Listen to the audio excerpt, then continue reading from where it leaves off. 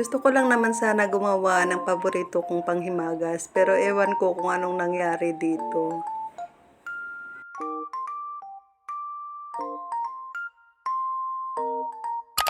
Dahil nga sa nag-crave ako nito, ako na lang ang gumawa. Dahil meron naman nga akong powdered milk na kailangan dito at itong condensed. 2 cups na powdered milk ang nilagay ko dito para mas marami yung magagawa ko. Tapos sa condensed milk naman ay 1/3 cup yung gamit ko. Tapos nagdagdag pa ako ng kaunti. At yun yata ang kinamali ko.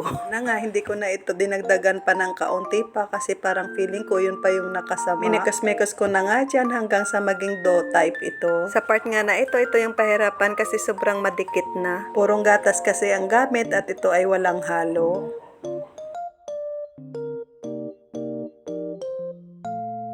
Dinivide ko nga ito sa 3 kasi lalagyan ko ng food color yung dalawa.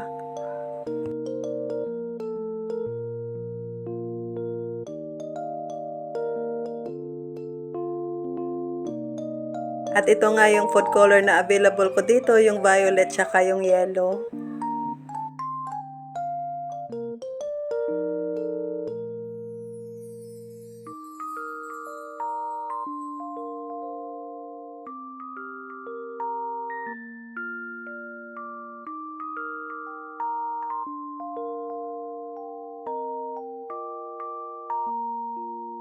At una ko na nga binilog itong original. Medyo maliit pa nga yung una kong nabilog, tapos ilalagay natin yan sa asukal.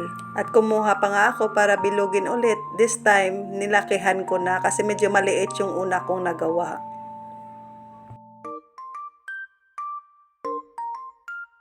At dito nga, napansin ko, pag nilagay ko na sila sa asukal doon sa container, ay bakit parang nagpa-flat sila. Pero tinuloy-tuloy ko pa rin hanggang dito na ako sa color na violet ng pastillas. Ang naisip ko nga dito ay baka nasobrahan ka ako ng condensed milk. Ilagay ko pa nga yan sa ref para tumigas, pero ganun pa din.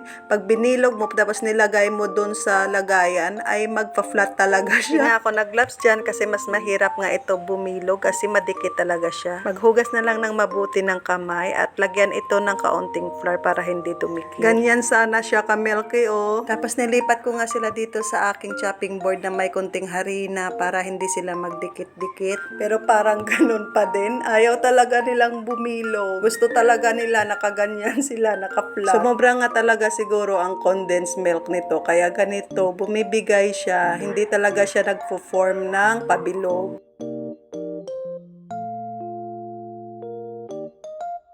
Nilagay ko na nga dito sa aking lagayan para tuwing nagkikrave ako, may kukunin na akong pastilya. Not so perfect man ang pagbilog nito, ang importante ay makakain. Amo lang na, madamo nga salamat sa paglantaw. And see you on my next one. Bye!